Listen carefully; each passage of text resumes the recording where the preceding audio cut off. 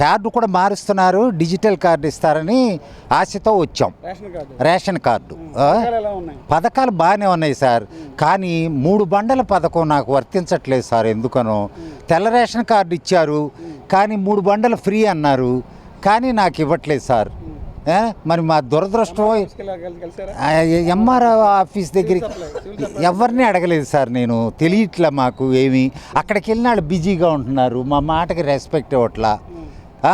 కనుక దయచేసి అది కూడా మాకు వర్తించేట చేయండి. సింపుల్గా చిన్న కోరిక. సచివాలయంకి వెళ్ళలేదు సార్. అక్కడికి వెళ్ళాను, గ్యాస్ బండలు దగ్గరికి వెళ్తే, బాబు మీకు వస్తుందో రాదో చెప్పలేము నాయన, మీరు వెరిఫై చేసుకోండి, నాకు తెలిసి మీకు రాదేమో అన్నాడు. ఎందుకంటే మెసేజ్ రాలేదంట, మాకు మెసేజ్ వస్తే అది వర్తిస్తుందట. అది సార్. ఓకే సార్, పరిపాలన బాగానే ఉంది సార్. గత ప్రభుత్వం కన్నా బాగానే ఉంది. ఎందుకంటే ఇప్పటి వరకు స్త్రీలకు ఉచిత ప్రయాణం అని రకరకాలు ఉన్నాయి. నా బ్యాడ్ లక్ ఏంటంటే నాకు 3 బండలు వర్తించలేదని బాధ, అంతకన్నా లేదు. పవన్ కళ్యాణ్ గారి పనితీరు నాకు ఇక్కడేం కనపడతలేదు సార్. కొలుసు పార్థసారథి గారి పరిపాలన బాగుంది ఇక్కడ.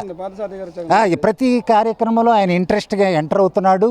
చిన్నవాడు పెద్దోడు అని లేదు, ప్రతి దాంట్లో ఆయన ఇంట్రెస్ట్గా ఎంటర్ అవుతున్నాడు, అందరికీ అందుబాటులో దొరుకుతున్నాడు. అందువల్ల సంతోషపడుతున్నాం. మార్పులు పెద్దగా కనపడతలేదు. నూజివేడు ఆ రోజుల్లో ఈ రోజుల్లో ఏం డెవలప్మెంట్ ఏం కనపడలేదు సార్.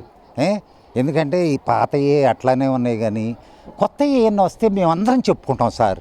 ఎందుకంటే ఆ రోజుల్లో ఏమన్నా ఉంటే అయ్యే ఆ పీజీ సెంటరే, ఆ డిఏఆర్ కాలేజీ, ఆ త్రిబుల్ ఐటీ అయ్యే, కానీ కొత్త ఏమన్నా వస్తే సార్ నలుగురు బతుకుతారు.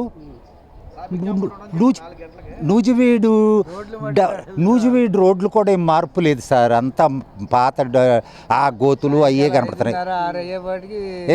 కొంచెం మార్పు చేస్తే కొలుసు పార్థసారథి గారి పేరు చిరస్థాయిగా ఉంటుంది ఈ ఊళ్ళో.